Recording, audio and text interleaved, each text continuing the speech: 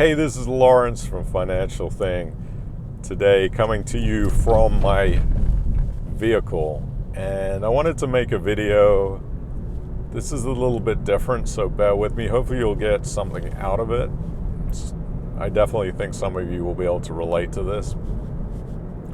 But I wanted to make a video about some of the frustrations that I've had over the last 3 days and how it has really derailed my business in certain ways. So let me explain. On Friday, I get an email from an obvious spammer. It's a hacking email that says, "Hey, I've been watching you. I know what you've been doing at your computer. I've had access to it. And if you don't send me X amount of pounds, I'm going to release this information to your friends and family, so you'll be really embarrassed. Here's your password that I know I can use to log into your accounts, blah, blah, blah." Now, these spam emails, I'm sure you've gotten them, they're mostly just that. They're mostly spam, fake. These hackers don't have access to your computer, and they're just designed to remove your money from you in the way of fraudulent activity. The one thing is, though, on this email, it had my password that I actually do use for my email account. So I thought, well, I better change that password, because if a hacker gets access to your email account, that's really a bad thing, because some of your bank account information can be changed. If you go into your account, you hit forgot my password, it's going to send a reset to your email address. So I just wanted to make sure that those passwords were changed. Now, unfortunately, my email is a bit more complicated than most.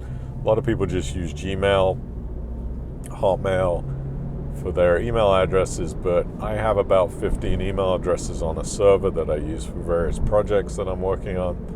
So I had to go in there and one by one change all of these emails. So it took a bit of time, and that was on Saturday morning. Now, after that, what inevitably happened was the programs that I used to retrieve my email on my phone and also on my desktop computer just stopped working.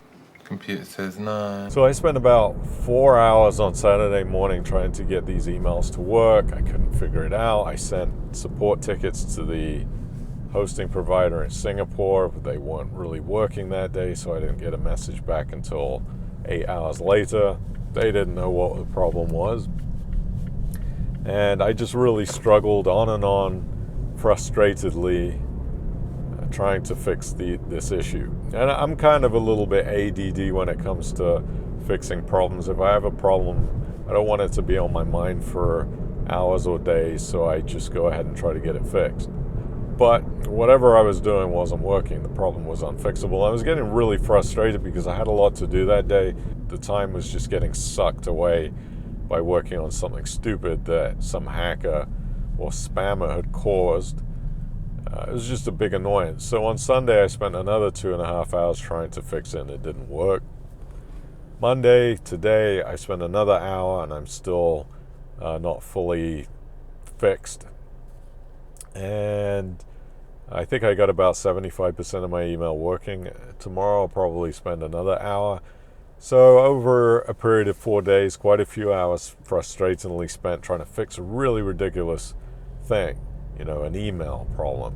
This is what comes along with being a small business owner. You wear a lot of hats. I personally don't employ people, but small business owners tend not to have a lot of employees, if any, like myself. So you wear a lot of hats, right? You have to do the accounting, you have to do the emailing. For me, I have to keep the website updated, do the content editing on the videos. It's a lot. It really is. And then, sometimes, honestly, I just get burnt out and I feel like, is this really worth it? Is the juice worth the squeeze, as they say? Do I really want to keep doing this? The answer always comes back to yes, because my goal with Financial Thing has always been to provide as much service and information as I can. I've never expected anything in return for that. Financial Thing has been an up and down journey of experiences and income. You know, as a small business owner, you don't always know how much you're going to make on any given month. It's hard, and it's been a struggle, and that's why I wanted to be transparent with you on this video. But I also understand working a job is hard too. You might have some more stability, but you can get fired anytime.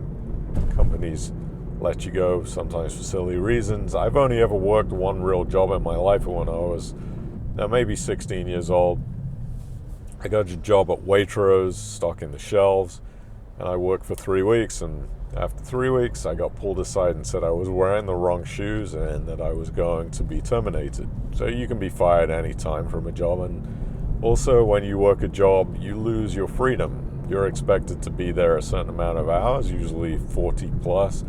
A lot of salaried employees have to work way more than 40 hours. I know friends of mine that have high-stress jobs that are working 60 to 80 hours a week, even more. So what I gave up for security of a job and the income that comes from a job is freedom and time, which is priceless to me. I'll never forget the day that my dad retired in his 60s, early 60s, that he got diagnosed with cancer. And that always sticks in my head about time is priceless. So I've been thinking recently about the why, and a lot of people who do self-motivation and development will always say, what is the why? What's the reason why you do things? And for me, it's a little different because I don't have a wife and I don't have any children, so there isn't really much of a legacy thing going on. And I wonder, am I doing things because it's financially motivated, or am I doing it because I really love doing what I do? And the answer is, I think it's some of both, right? If I sat here saying that I do financial thing just for the love and I don't ever want to make any money, that would be lying, because everybody wants to be financially compensated for what they do. Otherwise you wouldn't go to work. Why would anybody go work a job for free? They wouldn't. They want to get paid. So my why is a little bit different. I do it out of service, but I also do it because I'd like to turn financial thing into a successful business, which I'm still working on, and it has been hard. But what is your why? You know, why do you do what you do? Are you actually happy working the job that you're working, or running the business that you're doing? I think also everybody gets burnt out. I experience that all the time. You can work at a job for a few years and it's not as fun as it was when you first started, or you could start a business that becomes tiresome.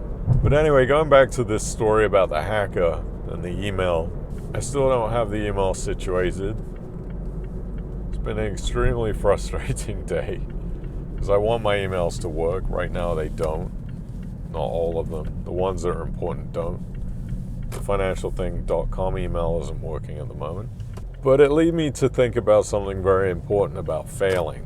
What I got out of this situation is that I don't like to quit. No matter how hard things go, I still push forward, because I'm not going to let some small situation like this make me quit. And some people will quit over things like this. They'll say, I just can't be bothered. I can't be bothered. It's too difficult. It's too much. I quit. And I think that failing is part of the deal. We have to fail in certain tasks to become better. We have to. It's just part of the deal.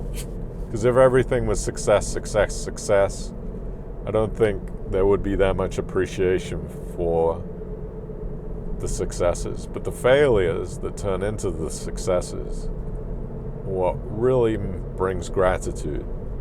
You feel like you've accomplished something.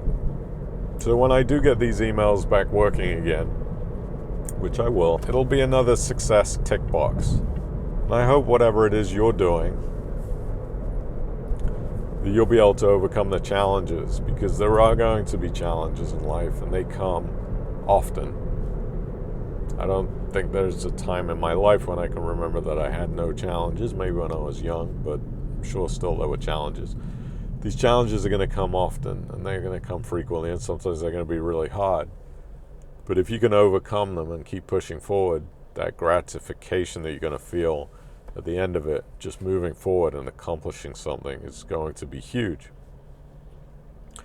So that's what I got for you today. I hope you enjoyed the video. I felt like that was on my heart today. I wanted to get it out and to be transparent. So if you liked it, please share this video. I'm trying to really grow this channel, make it something special with a great community. So please share it with your friends and family.